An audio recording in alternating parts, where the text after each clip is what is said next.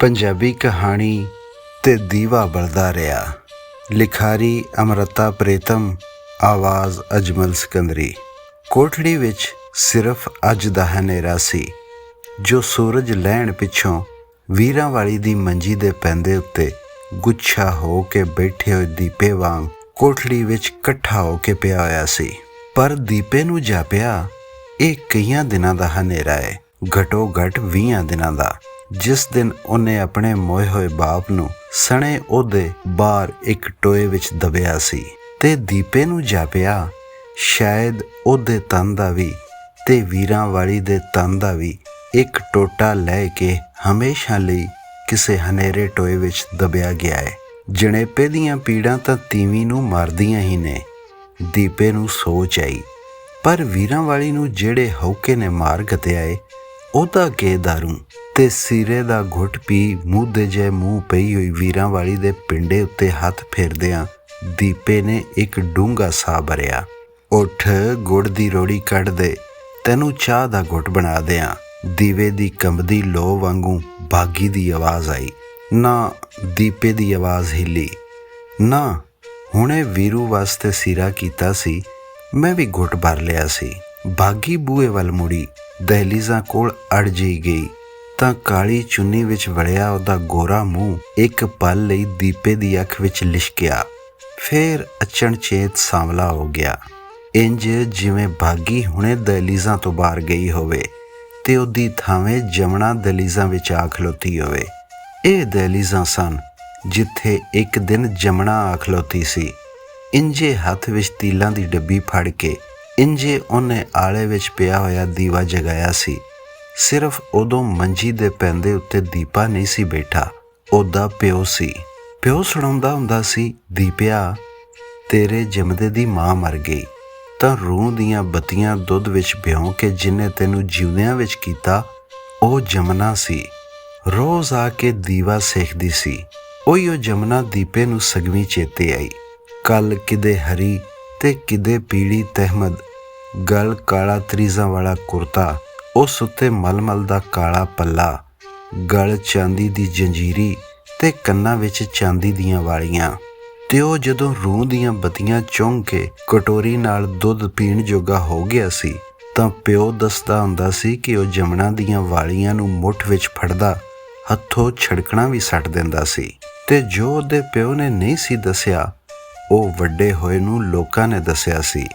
ਵੇ ਦੀਪਿਆ, ਕੋਈ ਰੂਪ ਹੁੰਦਾ ਸੀ ਜਮਨਾ ਦਾ, ਪਰ ਜਮਨਾ ਭਰੀ ਭਰਾਈ ਤੁਰ ਗਈ, ਉਹਦਾ ਜਲ ਕਿਸੇ ਨਾ ਪੀਤਾ।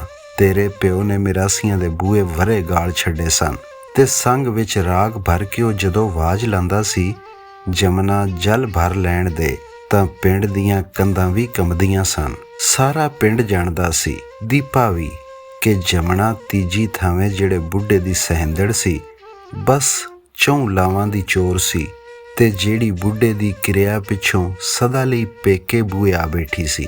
ਤੇ ਇਹ ਦੀਪੇ ਦੀ ਅੱਖੀ ਵੇਖੀ ਸੀ ਕਿ ਉਹਦਾ ਪਿਓ ਗੁੜ, ਸੌਂਫ ਤੇ ਸੰਤਰੇ ਦੀਆਂ ਛਿੱਲਾਂ ਪਾ ਕੇ ਜਦੋਂ ਕਿਕਰਾਂ ਦੇ ਸੱਕਾਂ ਦਾ ਦਾਰੂ ਕੱਢ ਕੇ ਪੀਂਦਾ ਤਾਂ ਲੋਰ ਵਿੱਚ ਆ ਕੇ ਗਾਉਂਦਾ ਹੁੰਦਾ ਸੀ, ਤੇਰੇ ਸਾਵਾਂ ਦੀ ਸੌਂਫ ਨੂੰ ਸੁੰਘ ਲਈਏ, ਗੁੜ ਵਾਲੀਏ ਮਿੱਠੀਏ ਕਾਤੀਏ ਨੀ, ਤੈਨੂੰ ਹਿੱਕ ਦੇ ਵਿੱਚ ਉਤਾਰ ਲਈਏ, ਅੱਗ ਰੰਗੀਏ ਸੂਈਏ ਚੁਆਤੀਏ ਨੀ। ਜਮਨਾ ਦਾ ਰੰਗ ਸਾਵਲਾ ਸੀ, ਪਰ ਕਾਲੇ ਪੱਲੇ ਵਿੱਚ ਬਲ ਪੈਂਦਾ ਸੀ ਤੇ ਦੀਪੇ ਦੀਆਂ ਅੱਖਾਂ ਅੱਗੇ ਬਿੰਦ ਪਿੱਛੋਂ ਉੱਠਦਾ ਇੱਕ ਕਾਲਾ ਦੋਸ਼ਾਲਾ ਵੀ ਫੈਲ ਗਿਆ। 17-32 ਵਰ੍ਹਿਆਂ ਦੀ ਜੀਵਣੀ ਹੱਥ ਦੀ ਲਾਠੀ ਨਾਲ ਪਿੱਠ ਦੇ ਕੁੱਬ ਨੂੰ ਠੁਮਣਾ ਦਿੰਦੀ। ਪਿੰਡ ਦੀ ਸਰਬਤੀ ਭੂਆ ਅਜੇ 4 ਦਿਨਾਂ ਦੀ ਗੱਲ ਹੈ, ਜਦੋਂ ਲੰਘਦੇ ਜਾਂਦੇ ਦੀਪੇ ਦੀ ਪਿੱਠ ਉੱਤੇ ਪਿਆਰ ਦਿੰਦੀ ਹੁੰਦੀ ਸੀ ਤੇ ਦੀਪਾ ਆਖਦਾ ਹੁੰਦਾ ਸੀ, ਭੂਆ ਪੈਰੀ ਪੈਨਾ, ਤਾਂ ਉਹ ਕਹਿੰਦੀ ਸੀ, ਭੂਆ ਕਿਹੜੀ ਸਾਕੋਂ। ਦੀਪੇ ਦੇ ਜੀਆਂ ਨੂੰ ਵਲੇਟ ਪਿਆ। ਲੋਕ ਪਾਟੇ ਗੰਢ ਲੈਂਦੇ ਨੇ, ਪਰ ਸਾਕ ਤਾਂ ਸਿਰਫ ਰੱਬ ਗੱਢਦਾ ਏ, ਕਿਸੇ ਤੋਂ ਨਹੀਂ ਗੱਢੇ ਜਾਂਦੇ। ਤੇ ਦੀਪੇ ਨੂੰ ਆਪਣੀ ਦਾਦੀ ਚੇਤੇ ਆਈ, ਜਿਹੜੀ ਜੀਵਣੀ ਨੂੰ ਹਮੇਸ਼ਾ ਮਰਨੀ ਕਹਿੰਦੀ ਹੁੰਦੀ ਸੀ। ਇਹ ਤਾਂ ਦਾਦੀ ਦੇ ਮਰਨ ਪਿੱਛੋਂ ਪਿੰਡ ਦੀ ਜ਼ੁਲੈਖਾ ਨੈਣ ਨੇ ਪਿੰਡ ਵਿੱਚ ਪ੍ਰਚਲਿਤ ਕੀਤਾ ਕਿ ਦੀਪੇ ਦੀ ਦਾਦੀ ਨੇ ਘਰ ਦੀ ਛੱਤ ਸਿਰ ਉੱਪਰ ਥੰਮ ਲਈ ਸੀ, ਨਹੀਂ ਤਾਂ ਘਰ ਦੀਆਂ ਨੀਹਾਂ ਤਾਂ ਜੀਵਣੀ ਨੇ ਇੱਕੋ ਨਜ਼ਰ ਨਾਲ ਖੋਰ ਛੱਡੀਆਂ ਸਨ। ਜ਼ੁਲੈਖਾ ਨੈਣ ਨੇ ਜੀਵਣੀ ਦੇ ਜਿਉਂਦਿਆਂ ਜੀ ਜੀਵਣੀ ਨੂੰ ਦੰਦ ਕੱਥਾ ਬਣਾ ਦਿੱਤਾ। ਇੱਕ ਵਾਰੀ ਤਾਂ ਜੀਵਣੀ ਨੇ ਸਾਰੀ ਰਾਤ ਦੀਪੇ ਦੇ ਦਾਦੇ ਨੂੰ ਲੇਫ ਵਿੱਚ ਲੁਕਾ ਛੱਡਿਆ।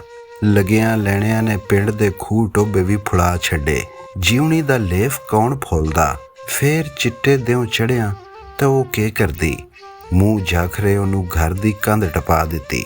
ਤੇ ਇਹ ਵੀ ਜ਼ੁਲੈਖਾ ਨੈਣ ਦੀ ਦੱਸੀ ਸਾਰਾ ਪਿੰਡ ਜਾਣਦਾ ਏ। ਪਰ ਦੀਪੇ ਦੀ ਦਾਦੀ ਤਾਂ ਛੀਣੀ ਸੀ। ਉਹਨੇ ਜੀਵਣੀ ਦਾ ਲੇਫ ਨਹੁੰਆਂ ਨਾਲ ਪਾੜਿਆ, ਜਿਵੇਂ ਕਿਸੇ ਦਾ ਢਿੱਡ ਪਾੜੀਦਾ ਏ। ਦੀਪੇ ਨੂੰ ਉਹਦੇ ਕਾਲੇ ਦੁਸ਼ਾਲੇ ਵਿੱਚ ਲਪੇਟੀ ਹੋਈ ਹੱਡੀਆਂ ਦੀ ਮੁੱਠ ਜੀਵਣੀ ਚੇਤੇ ਆਈ ਤਾਂ ਦਾਦੇ ਦੀ ਵਿਰਾਗੀ ਹੋਈ ਹੇਕ ਵੀ ਚੇਤੇ ਆ ਗਈ, ਜੋ ਖੂਹ ਦੀ ਮਣ ਤੇ ਬਹਿ ਕੇ ਉਹ ਲਾਂਦਾ ਹੁੰਦਾ ਸੀ।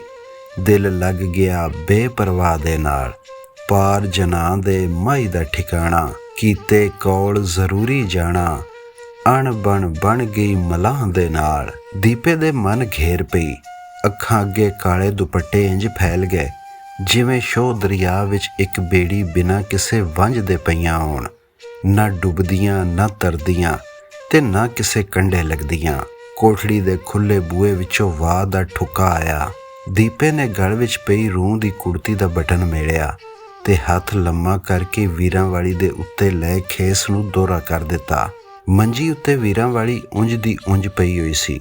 ਕੋਠੜੀ ਦੇ ਆਲੇ ਵਿੱਚ ਦੀਵਾ ਉਸੇ ਤਰ੍ਹਾਂ ਟਿਮਕਦਾ ਪਿਆ ਸੀ ਤੇ ਦੀਪਾ ਮੰਜੀ ਦੀ ਪੈਂਦ ਉੱਤੇ ਉਸੇ ਤਰ੍ਹਾਂ ਬੈਠਾ ਦਲੀਲੀ ਪਿਆ ਹੋਇਆ ਸੀ। ਭਾਈਏ, ਤੇਰੀ ਖਾਤਰ ਹੀ ਮੈਂ ਵਾਰਿਸ ਸ਼ਾਹ ਦੀਆਂ ਤੁਕਾਂ ਲੱਭ ਲੱਭ ਕੇ ਗਾਉਂਦਾ ਸਾਂ। ਵਾਰਿਸ ਸ਼ਾਹ ਨੂੰ ਮਾਰ ਨਾ ਭਾਗ ਭਰੀਏ, ਅਨੀ ਮੁਨਸ ਦੀਏ ਪਿਆਰੀਏ ਵਾਸਤਾਈ। ਤੂੰ ਮੇਰਾ ਵਾਸਤਾ ਨਾ ਮੰਨਿਆ। ਜਿਵੇਂ ਜਿਉਣੀ ਮੇਰੇ ਦਾਦੇ ਦੀ ਮੜੀ ਉੱਤੇ ਦੀਵਾ ਬਾਲਣ ਤੁਰ ਪਈ, ਜਿਉਂ ਜਮਨਾ ਇਸੇ ਕੋਠੜੇ ਵਿੱਚ ਦੀਵਾ ਸੇਖਣ ਤੁਰ ਆ ਗਈ। ਅੱਜ ਤੂੰ ਵੀ ਤੀਲਾਂ ਦੀ ਡੱਬੀ ਲੈ ਕੇ ਦੀਵਾ ਬਾਲਣ ਆ ਗਈ। ਤੇ ਆਲੇ ਵਿੱਚ ਬਲਦੇ ਦੀਵੇ ਨੂੰ ਜਦੋਂ ਦੀਪੇ ਨੇ ਉੱਠ ਕੇ ਫੂਕ ਨਾਲ ਬੁਝਾਉਣਾ ਚਾਹਿਆ, ਉਹਦਾ ਸਾਹ ਉਹਦੇ ਸੰਗ ਵਿੱਚ ਖਲੋ ਗਿਆ ਤੇ ਦੀਵਾ ਬਲਦਾ ਰਿਹਾ।